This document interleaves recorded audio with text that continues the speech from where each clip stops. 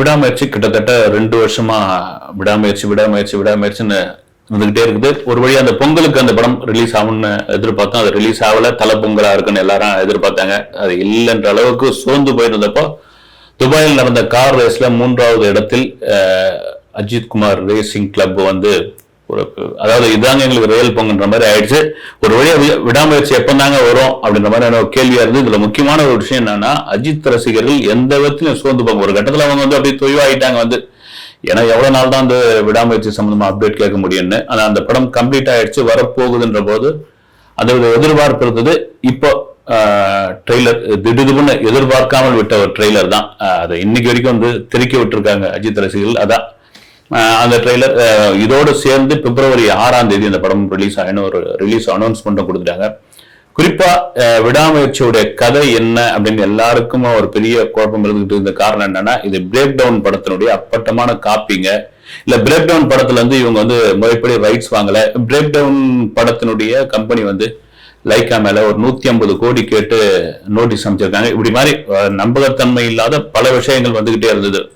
எனக்கு கூட நான் கூட பேசியிருந்தேன், பிரேக் டவுன் படம் தான் இது அப்படியே அப்படின்னு. ஏன்னா நான் ஆல்ரெடி பிரேக் டவுன் படம் பார்த்துட்டு ரொம்ப அது ஸ்லோவான ஒரு படம். அந்த படத்தை பத்தி நீங்க சொல்லணும்னா கேரக்டர் கூட ரொம்ப கம்மி. அந்த படத்துடைய கதை எல்லாம் பார்த்தவங்களுக்கு தெரியும். அது ஒரு கணவனும் மனைவியும் ஒரு மொழி தெரியாத ஆட்கள் அதிகம் இல்லாத ஒரு நாட்டுக்குள்ள போக மனைவி காணாம போயிடுவோம். அந்த காணாம போன மனைவியை கண்டுபிடிப்பான் கதாநாயகன். எதுக்கு காரணம் சொல்றேன் அப்படின்னா, பயங்கர ஸ்லோவா அந்த படம் போயிட்டு இருக்கோம். இதை போய் ஒரு மாஸ் ஹீரோவுக்கு எப்படி எடுத்து பண்ணிருப்பாங்க, ஒரு சமயம் நாட்டு வரைக்கும் எடுத்திருப்பாங்களா, உண்மையிலே ரைட்ஸ் வாங்கியிருக்காங்களா மாதிரி கேள்வி இருந்தது. ட்ரெய்லர் பார்க்கும்போது இது பிரேக் டவுன் கதையாப்பா அப்படின்ற மாதிரி ஒரு கேள்வி வந்ததுக்கான காரணம் என்னன்னா, நீங்க ட்ரெய்லரை பார்த்திருப்பீங்க.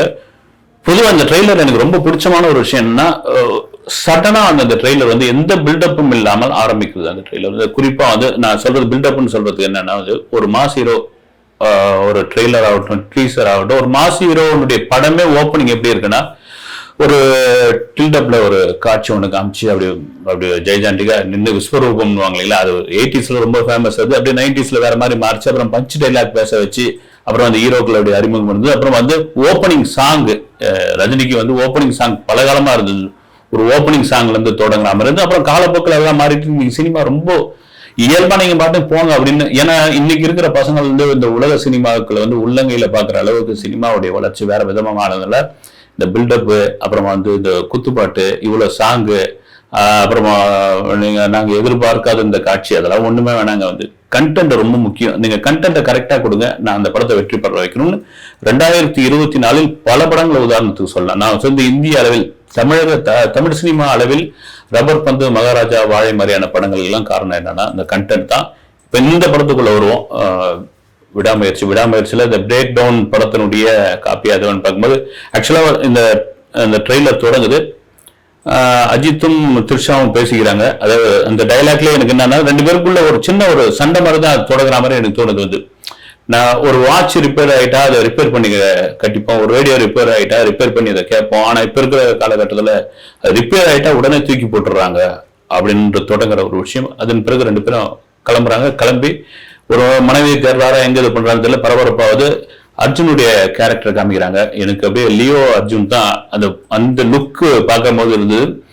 அர்ஜுன் வந்த பிறகு இன்னும் பரபரப்பாவது. குறிப்பா அர்ஜுனுடைய மனைவியா இருக்கிற ரஜினியாவுடைய ஒரு டைலாக் ஒன்று இருக்கும், அஜித் கிட்ட பேசுற மாதிரி, இந்த பெண்களே இப்படித்தான் அப்படின்னு நம்பாதீங்கன்னு சொல்ற இடத்துல நாம இந்த ட்ரெய்லரை பார்க்கிற பொதுவான ஆட்களுக்கு வந்து இந்த படத்தினுடைய எதிர்மறை கேரக்டர், வில்லன் வில்லி யார் அப்படின்ற மாதிரியான ஒரு விஷயம் வருது.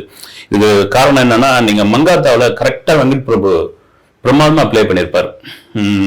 மங்காத்தா படத்துல வெங்கட் பிரபு சூப்பரா ஒரு பிளே பண்ணியிருப்பாரு. அஜித் அர்ஜுன் இதுல யார் வில்லன் யார் ஹீரோ யார் வில்லன்னு ஆடியன்ஸ்க்கு ஒரு சின்ன குழப்பத்தோடய கொண்டு போய் கடைசியில பார்த்தா 2 பேருமே வில்லன் தான்பா அப்படின்ற அளவுக்கு உடைச்சிருப்பாங்க. அது காரணம் என்னன்னா, அர்ஜுனுடைய அந்த கேரக்டர் வந்து அவ்வளவு ஸ்ட்ராங்கா இருக்கும். அதனுடைய வெளிப்பாடு தான் நீங்க லியோல அர்ஜுன் வந்தப்போ பாத்தீங்கன்னா பயங்கர இது பில்டப். வந்து குறிப்பா அந்த வாயில சிகரெட்லாம் வச்சுக்கிட்டு அப்படி வந்து அது ஒரு சின்ன ஒரு கிளிம்ஸ்லாம் வந்தப்போ ஒரு போட்டோ உடைக்கிற அந்த சீன்லாம் மாசா இருந்தது. பட் லியோ அந்த அளவுக்கு கனெக்ட் ஆயிருந்தது, ஒரு சூப்பர் டூப்பர் ஹிட் ஆயிருந்ததுன்னா அர்ஜுனுடைய கேரக்டர் பேசப்பட்டிருக்கும். இப்போ ரைட்டு விடாமுயற்சி. மங்காத்தாவுக்கு பிறகு அர்ஜுன், அஜித், இந்த விஷயத்தை எனக்கு அர்ஜுன் பார்க்கும்போது நீங்க நல்லா நோட் பண்ணி பாத்தீங்கன்னா, அவர் ட்ரெஸ்ல வந்து ஒயிட் ட்ரெஸ்ல ஒரு நம்பர் ஒன்று போட்டிருப்பாங்க வந்து. பட் ஒரு கைதியா அல்லது வந்து அங்கிருந்து வெளிநாட்டுல மாட்டின ஒரு நபரா அல்லது ஹாஸ்பிட்டல் அட்மிட் ஆகியிருக்காரா அவரு, இதெல்லாம் கேட்க தோணுது. ஏதாவது பாத்தீங்கன்னா ரெஜினா வந்து இவங்களுக்கு உதவி பண்றாங்களா அல்லது வந்து இவங்களுக்கு எதிரானவங்களா, அர்ஜுன் வந்து நண்பரா அல்லது வேற ஒரு இதுவா.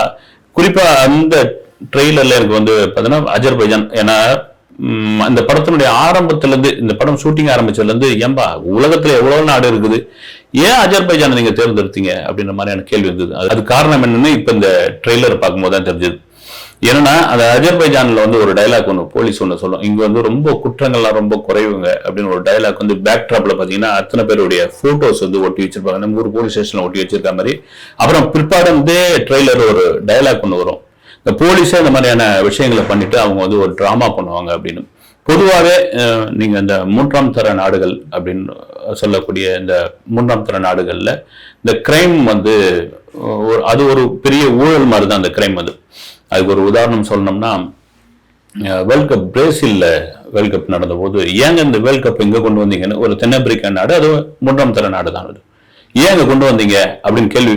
நீங்க நிறைய அது சம்பந்தப்பட்ட வீடியோக்கெல்லாம் கூட நீங்க இப்போ போய் பார்க்கலாம். அது பல நாட்டுல இருந்து வந்த பிளேயர்ஸை தாண்டி பல நாட்டுல இருந்து ஆர்வமா அந்த ஃபுட்பாலை பார்க்க வந்தாங்க இல்லைங்களா, அவங்களுடைய செல்போனை அடிச்சுன்னு போறது, சர்வசாதாரணமா பஸ் ஸ்டாண்ட்ல சைக்கிள்ல வந்து ஹெட்போனை திருடி போறது, இதெல்லாம் பெரிய இதுவாயிடுச்சு. இது காரணம் என்னன்னா, அந்த மூன்றாம் தர நாடுகள்ல குற்றம் அதிகம்ன்ற ஒரு விஷயம். அஜர்பைஜான் நாடுகள்ல மக்கள் தொகை கம்மி, நீங்க அஜர்பைஜானுடைய பூலக அமைப்பே வேற மாதிரி இருக்கும். அது அந்த நாட்டை எதுவும் தப்பா காட்ட போறது இல்லை, அது ஒரு பேக்ட்ராப்பா வச்சு பண்ணும்பொழுது இந்த மாதிரியான கேள்விகள்லாம் இந்த படத்துல இருக்குது. இதெல்லாம் தாண்டி இந்த படத்துல ஒரு கட்டத்துல ஒரு லுக்கு பாத்தீங்கன்னா அஜித்துக்கு வந்து இந்த சால்ட் அண்ட் பெப்பர், அது ஃபர்ஸ்ட் ஹாஃப் வரைக்கும் இருக்கு. இதெல்லாம் தாண்டி இந்த அஜித் த்ரிஷா சம்பந்தப்பட்ட காட்சி எனக்கு அப்படியே என்ன அறிந்தால் ஞாபகம் தான் வந்து. அவ்வளவு ஒரு ஹெங்கா பிரமாதமா இருக்கிறாங்க. கிரீடம் படத்துல கூட பாத்தீங்கன்னா இன்னும் இதுவா இருப்பாங்க. எனக்கு என்ன அறிந்தால் தான் இந்த பேர் ரொம்ப நல்லா இருக்கு. அதுவும் த்ரிஷா பொன்னியின் செல்வன்ல குந்தவையா நடிச்சதுக்கு பிறகு பாத்தீங்கன்னா அவங்க செகண்ட் இன்னிங்ஸ் தேர்ட் இன்னிங்ஸ் கூட அடிச்சு தூள் கல்பிட்டு இருக்காங்க.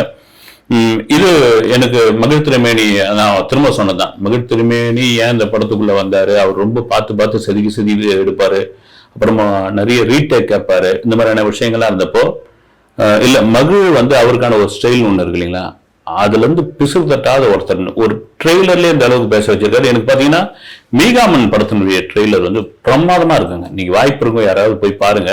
பொதுவாக மகிழ் திருமேனி ட்ரெய்லர் கட்ல பிரமாதமான ஒரு நபர் வந்து. ஏன்னா ஒரு படத்தினுடைய ஒரு என்ன சொல்றது, ஒரு ஈர்ப்பே வந்து ட்ரெய்லர் தான். அதனால ட்ரெய்லர் பாத்தீங்கன்னா அந்த படம் ரிலீஸுக்கு ஒரு 10 நாள் 5 நாளுக்கு முன்னாடி ரிலீஸ் பண்ணுவாங்க. வந்து நீங்க ஏறக்குறைய அந்த கதை, அந்த ட்ரெய்லரை வச்சு நீங்க கதையை வந்து ரிவீல் பண்ணிடலாம். எனக்கு தெரிஞ்சு சில டைரக்டர்ஸ் இருக்காங்க, நீங்க என்னதான் நாங்க ட்ரெய்லர் கொடுங்க, எப்படியாதான் நீங்க கதையை கண்டுபிடிச்சு பார்த்துக்கலாம் அப்படின்னு மாதிரி. எனக்கு அதனால தான் இந்த டவுட் வந்து விடாமுயற்சி மேல என்ன இருக்குன்னா, இது வந்து பிரேக் டவுன் படத்தினுடைய தழுவலா சாயலா இருக்கிறதுக்கான வாய்ப்பு ரொம்ப ரொம்ப கம்மி. இது வந்து ட்ரெய்லர்ல வச்சு குழப்பறாங்கன்னு. இதெல்லாம் தாண்டி அஜித்துக்கான ஒரு மாஸ் ஒண்ணு இருக்கு இல்லைங்களா, அந்த மாச கரெக்டான லெவல்ல இந்த ட்ரெய்லர்ல சேர்த்திருக்காரு. இந்த படத்துல குறிப்பா அனிருத் வந்து ஒரு சம்பவமே பண்ணிருப்பாரு, மாற்று கருத்து இல்ல. ஒரு பிஜிஎம் வந்து இந்த ஏற்கனவே வந்து ஒரு கிளிம்ஸ் வந்தது, அதை தாண்டி இந்த ட்ரெய்லர்ல ஒரு பிஜிஎம் தொடர்ந்துகிட்டே இருக்குது. எனக்கு தெரிஞ்சு பாத்தீங்கன்னா மேபி அந்த அரபிக் மியூசிக் தான், அது அந்த அரபிக் ஸ்டைல்ல ஒரு பிஜிஎம் ஒன்று கொடுத்துருக்காரு. குறிப்பா இன்றைய 2K கிட்ஸ்னுடைய பல்ஸை மிக தெளிவாக தெரிஞ்ச ஒரு மியூசிக் டைரக்டர் அனிருத் தான். அனிருத் மேல 1000 விமர்சனங்கள் இருக்கலாம், அவர் ஸ்வீடன் இதுல இருந்து எடுக்கிறாரு, ஸ்பெயின்ல இருந்து ஆல்பத்துல இருந்து சுட்டுறாரு அப்படின்னு. அதெல்லாம் மாரி இன்னைக்கு மாஸ் ஹீரோக்களுடைய படத்தை ஓடுறதுக்கு அவர் முக்கியமான காரணமா இருக்காருல்ல, அது ரொம்ப முக்கியமான விஷயம். இன்னொரு டாக்கும் ஓடிக்கிட்டு இருக்கு என்னன்னா, ஒரு வலிமைக்கோ ஒரு துணிவுக்கோ இருந்த ஒரு வரவேற்பு விடாமுயற்சி கொஞ்சம் அப்படியே கம்மியா இருக்கு அப்படின்னு மேபி இருக்காத வந்து வலிமை துணிவு இதெல்லாம் வந்த பொழுது வந்து அஜித் ரசிகர்கள் அப்படி வந்து காத்துக்கிட்டு இருந்தாங்க. இப்போ 2 வருஷம் ஒரு பொதுவாக ஒரு சென்டிமெண்ட் வந்து ஒரு சின்ன கேப் விட்டு ஒரு படம் வருது, இல்லைன்னா ஒரு படம் தாமதமா வருது, ஒரு படத்து மேல நிறைய கான்ட்ரவர்சியோடு வருது அப்படின்னா அந்த படம் ஒர்க் அவுட் ஆகுமான்னு. இதெல்லாம் மீறி நீங்க இந்த படத்துக்கு பெரிய பில்டப்லாம் இல்லை பாத்தீங்களா, அந்த பில்டப் இல்லாத காரணம் என்னன்னா மகிழ் திருமேனி அஜித்தும் சேர்த்து எடுத்த முடிவு தான். அஜித் வந்து எந்த ப்ரொமோஷனும் வரது போறது இல்லை. இந்த பில்டப் வந்து எங்கேயும் வெளியே வந்து யாரும் எதுவும் பகிர்ந்துக்காதீங்க, எதையும் சொல்லாதீங்க அப்படின்னு. இந்த ட்ரெய்லர் கூட பாத்தீங்கன்னா எந்த பில்டப் மேல, அதுதான் நான் ஆரம்பத்திலே சொன்னது வந்து அஜித்துடைய அந்த என்ட்ரியே பாத்தீங்கன்னா ஒரு கார் ஓட்டுற மாதிரி ரொம்ப ஈஸியா அது பாட்டு ஸ்லோவா அது பாட்டு ஆரம்பிச்சு அதுக்கப்புறம் பிக்கப் ஆகும். இந்த படம் குறிப்பா அது மாதிரி வலிமை துணிவு மாதிரி இல்லை அப்படின்ற ஒரு விஷயம். நீங்க ஒரு ட்ரெய்லரை வச்சு எதையுமே முடிவு பண்ண முடியாது. அந்த ட்ரெய்லரை தாண்டி அந்த படத்தினுடைய ஃபர்ஸ்ட் டே ஃபர்ஸ்ட் ஷோ இருக்கு இல்லைங்களா, அதுதான் முடிவு பண்ணும். உண்மையிலே இது வந்து அஜித்தை தாண்டி அஜித் ரசிகர்களுக்கு ஒரு கொண்டாட்டமான படமா இருக்கும்.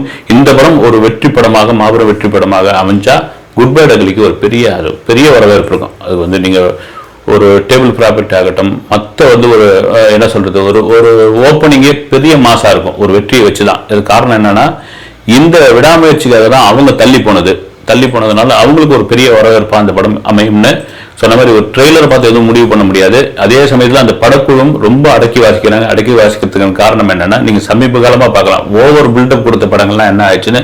அது மாதிரி ஓவர் பில்டப் கொடுக்காம இந்த படம் வருது 2 வருஷம் தாமதமா வந்தாலும் தெரிக்கிற மாதிரி படமாக இருக்கும். அதை வந்து பிப்ரவரி 6ஆம் தேதி பொறுத்திருந்து பார்ப்போம். அடுத்த வீடியோவில் சந்திக்கிறேன். நன்றி.